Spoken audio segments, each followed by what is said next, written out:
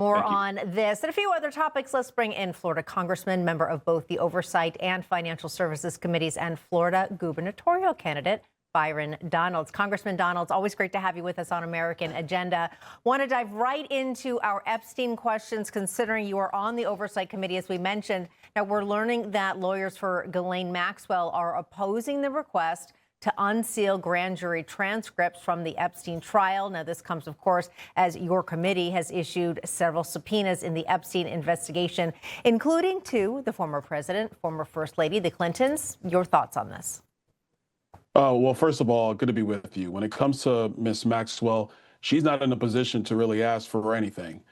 We are going to go through the process that the Oversight Committee is pushing forward with full subpoena of the Epstein files and then depositions of the people you listed, obviously Bill and Hillary, but previous attorneys general of the United States, to basically get clear information from them. So Ms. Maxwell, will see where her Supreme Court appeal lands, but until that is decided, she's not in a position to really ask for anything. In the Oversight Committee, what we're going to do is we're going to continue to push for full transparency. This is what our committee does. We're going to do that in this matter, and we'll see where the evidence takes us. Congressman, what if they don't comply with the subpoenas? And I want to point out that Peter Navarro went to jail because he didn't comply with the subpoena from the House Select Committee back when that was going on in January 6th here. Your thoughts?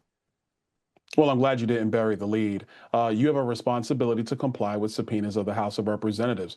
If you fail to do so, then I have no problem with a criminal referral to the Department of Justice, the same way Peter Navarro was treated. At this point, with where we are in our country, if it was good enough to do that to Peter Navarro, it's good enough to do that to anybody else. It's unfortunate. That's the way it's got to be. But when you are subpoenaed to testify before the House of Representatives in a committee, you have a responsibility to show up. Congressman, I know you said, of course, and this is the point, you're going to gather as much evidence as possible, but just because someone's name is associated with Jeffrey Epstein's, I'm just going to say, for example, Hillary and Bill Clinton, that doesn't necessarily imply some sort of guilt. But when they are sitting there in the hot seat, so to speak, what kind of questions will you be asking? Well, to be blunt, it's hard to put that out there right now because we have to see the actual files first before we go through how we're going to formulate questions. And so this is not one of those things that's a gotcha situation. I want to be clear on that. It's about getting to the bottom of this once and for all and providing that transparency that the American people have been desiring. When will you see those files? That remains to be seen. The subpoena request just went out today. We've not seen, to my knowledge, we've not seen a response from the Department of Justice yet. Congressman, I think Americans, they want transparency through this, and we're kind of talking about that right now. Can you lay out a timetable for the dates for the subpoenas and walk us through that? Well, a lot of the subpoena, questions, the transcribed interviews. I mean, my apologies. The transcribed interviews are set in, I believe, starting in late September into October. We think that'll be more than enough time for the committee to receive the Epstein files, begin to review those files, and then prepare questions for the people who have been subpoenaed to testify in front of the committee. And Congressman, in the end, I know you have to see the files, as you pointed out before, you know what types of questions. But in the end, obviously, you want some sort of, I'm going to say, I guess, closure or something. But in the end, what would constitute a successful investigation here? Transparency to the American people. I think for far too long in the country, we've seen political actors basically be covered up and put into the shadows when we know that there has been wrongdoing.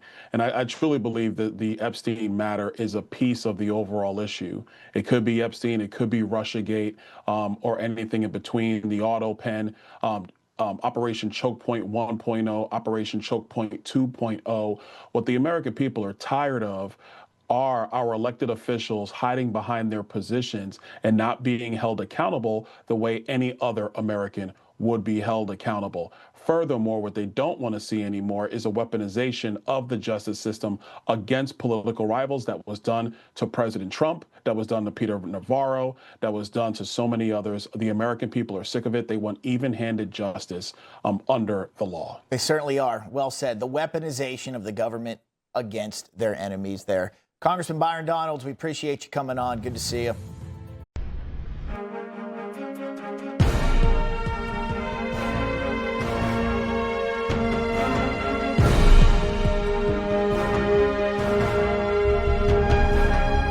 Bye.